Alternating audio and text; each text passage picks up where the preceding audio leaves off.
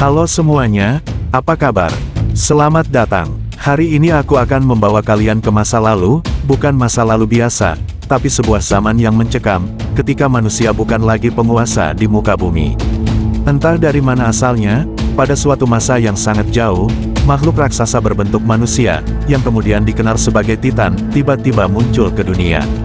Mereka tidak hanya besar, tetapi juga buas. Mereka memangsa manusia tanpa alasan, seakan-akan hanya untuk kesenangan.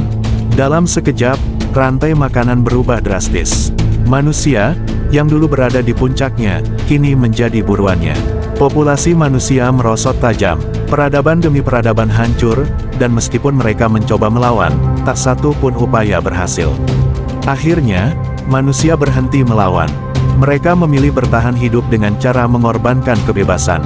Mereka membangun tembok, 3 lapisan dinding melingkar yang begitu besar dan tinggi, bahkan lebih besar dari para Titan itu sendiri. Di balik tembok itu, mereka berharap bisa menemukan kembali ketenangan. Dan selama 100 tahun, mereka memang berhasil hidup damai. Tapi damai bukan berarti aman.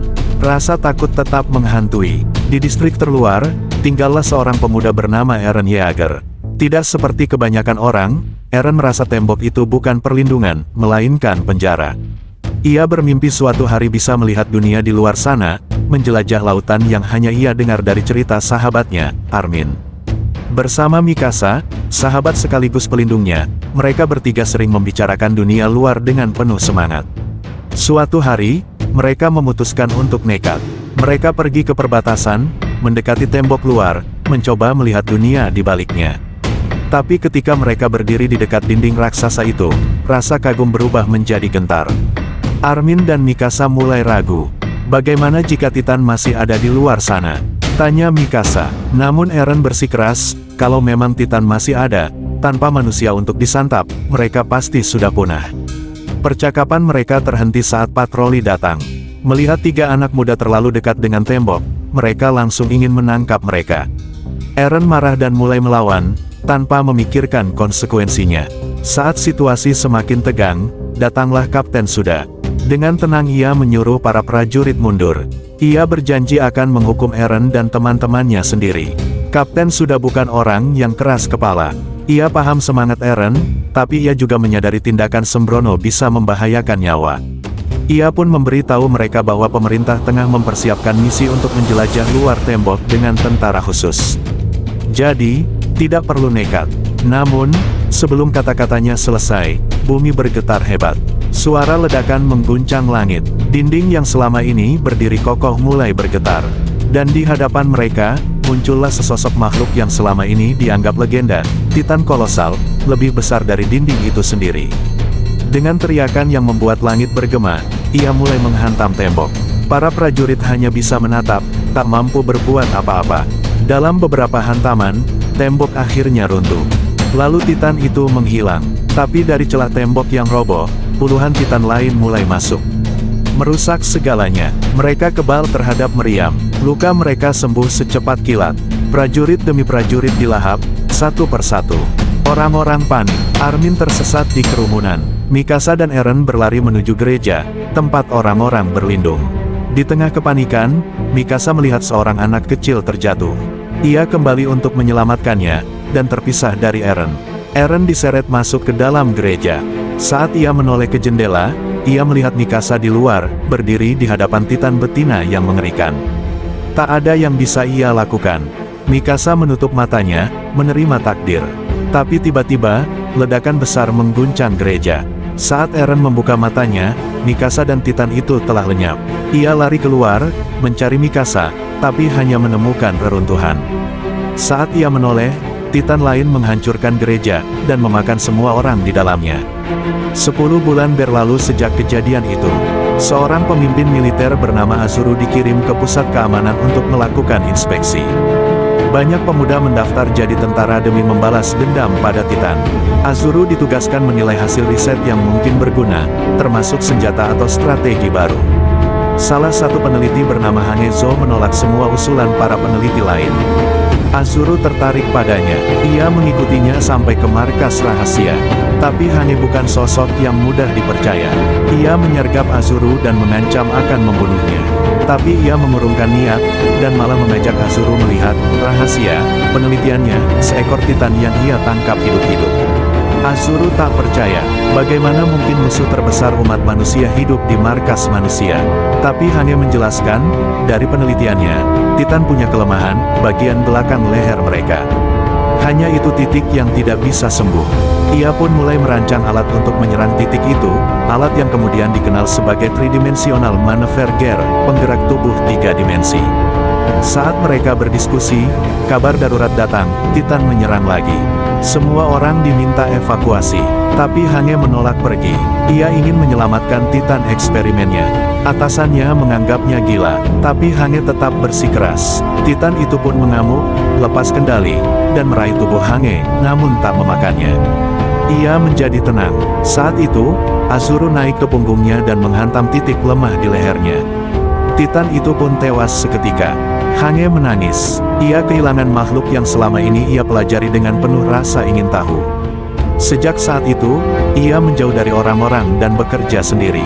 Beberapa waktu kemudian, Hange dengan bangga memperkenalkan alat ciptaannya kepada para pemimpin militer. Alat itu memungkinkan manusia bergerak bebas di udara, menyerang Titan dari titik lemah mereka. Tapi alat ini sangat berbahaya. Tak semua bisa menggunakannya. Namun, di balik keraguan itu, muncul harapan baru, harapan bahwa suatu hari manusia bisa kembali berdiri sebagai pemilik dunia ini. Next. Tali tempat dia bergantung juga hampir putus. Akhirnya, tali itu benar-benar putus tepat saat Boyce berhasil melompat ke dinding batu, mengikuti Grey Elise. Sang pendeta wanita tidak menyerah dan menembak dari sisi lain jurang, mengenai bahu si pemburu. Namun, saat ia hendak mengarahkan tembakan kedua, ia lupa mantranya dan menatap langsung ke mata sang penyihir. Kontaknya singkat, tetapi cukup untuk membuatnya bingung dan kehilangan fokus. Kemudian, Boyce mencabut peluru dari bahunya, dan Grey Elise membantunya menjahit luka tersebut. Saat itu, ia mengatakan padanya bahwa dia sangat mirip dengannya, dan ia sudah tahu sejak pertama kali menatap matanya. Sementara itu, di istana, sang ratu menerima kabar bahwa ia sedang hamil. Dengan sangat senang, ia memberitahu suaminya yang hampir lumpuh bahwa calon penguasa tertinggi adalah anak dari seorang petani bernama Boyce. Setelah pengakuan itu, ia menekan bantal ke wajah suaminya dan menahannya erat-erat hingga suaminya berhenti bernapas. Menjelang bulan purnama, Boyce dan Grey Elise tiba di zona militer tua yang disebut Sadoben. Saat mendengar kereta mendekat, mereka terpaksa bersembunyi di reruntuhan pembangkit listrik. Boyce memperingatkan tentang makhluk-makhluk yang tinggal di sana dan mengatakan mereka harus menjaga api tetap menyala sepanjang malam, karena api adalah satu-satunya hal yang ditakuti para makhluk itu. Kemudian lampu mulai menyala perlahan, dan suara menyeramkan terdengar dari segala arah. Sesosok makhluk mengerikan muncul dari bayangan, memperlihatkan giginya. Boyce menyalakan lingkaran api di sekitar mereka. Namun, itu tidak bekerja sebaik yang diharapkan. Salah satu monster sedikit lebih berani dan melompati api, masuk ke dalam lingkaran. Boyce nyaris menghindari cakarnya, yang meninggalkan bekas dalam di tanah. Makhluk itu kemudian mulai menyerang Grey Elise, memelintir kepalanya. Boyce berhasil mendorong monster itu ke sebuah batang logam, tetapi monster itu mulai mencabutnya, seolah tidak merasakan apapun. Lalu Grey Elise melemparkan salah satu sabitnya ke sebuah drum, menyebabkan ledakan. Ini tampaknya membuat marah pemimpin monster, tetapi bukan hanya itu yang menyebabkan ledakan. Boyce dan Grey Elise naik ke bagian atas struktur. Mereka melompat ke arah para penjajah, dan pemimpinnya memanggil penyihir dengan namanya. Ia berhadapan langsung dengan Grey Elise, tidak tahu bahwa itu adalah kesalahan terbesarnya. Dengan tatapannya, sang penyihir menghipnotis musuhnya dan memaksanya mundur, lalu melepaskan ledakan api yang menyebar ke seluruh makhluk, mengalahkan mereka semua sekaligus. Kelelahan, dia jatuh ke pelukan temannya dan mengakui bahwa dia sudah mengenal pemimpin monster tersebut. Ia menjelaskan bahwa tempat ini menyembunyikan harta karun, sesuatu yang mampu memberikan kekuatan luar biasa kepada siapapun yang memilikinya. Suatu hari, seorang pria menyewa jasanya untuk membantunya mendapatkan harta tersebut. Ia menerima, karena ia tidak pernah menolak permintaan siapapun. Tapi itu membawa konsekuensi yang mengerikan.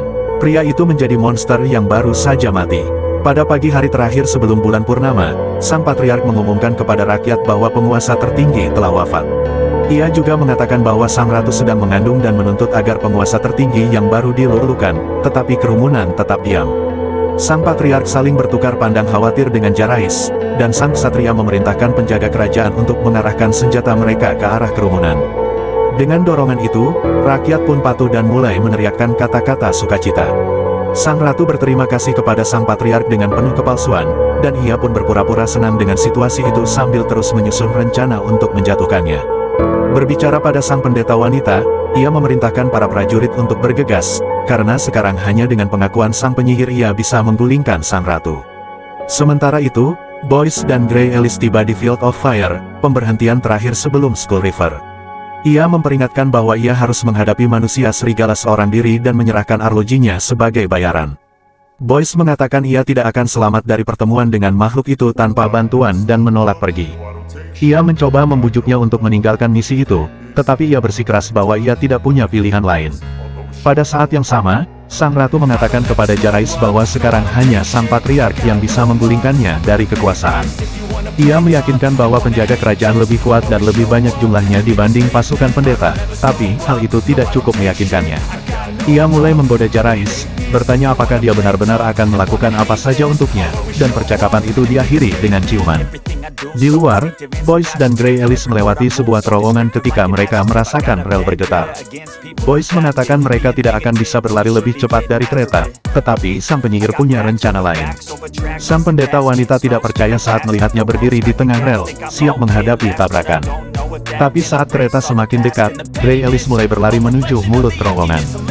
Masih di bawah tekanan sang patriark, pendeta wanita mempercepat laju keretanya dan baru menyadari jebakan itu saat sudah terlambat untuk mengerem. Tepat setelah terowongan, ada sebuah jurang besar dan jembatannya telah rusak. Jadi, Leo berakhir langsung di atas jurang. Bersembunyi di bawah balok jembatan, Boyce menangkap tangan temannya saat ia melompat, tapi tidak ada yang bisa menyelamatkan para penumpang kereta, yang akhirnya meledak dalam jatuhnya. Dari istana, sang patriark hanya mendengar jeritan terakhir dari pendeta wanita dan menyimpulkan bahwa rencananya telah gagal. Marah, ia memutuskan untuk merebut takhta dengan kekerasan dan mulai memberi perintah kepada para prajurit, tetapi tidak ada yang bergerak. Orang-orang terdekatnya roboh ke tanah, memperlihatkan sosok Grace. Ia menuduh sang patriark berkhianat dan menghukumnya dengan mati, menjalankan hukuman itu di tempat. Sesampainya di Skull River, Grey Ellis terkejut oleh jumlah kerangka yang menumpuk, dan Boyce menjelaskan bahwa mereka semua adalah orang-orang yang berani menghadapi manusia serigala. Namun, saat ini tidak ada jejaknya, dan api tampaknya sudah lama tidak dinyalakan. Grey Ellis mengatakan malam ini akan menjadi bulan purnama, dan dia pasti akan datang.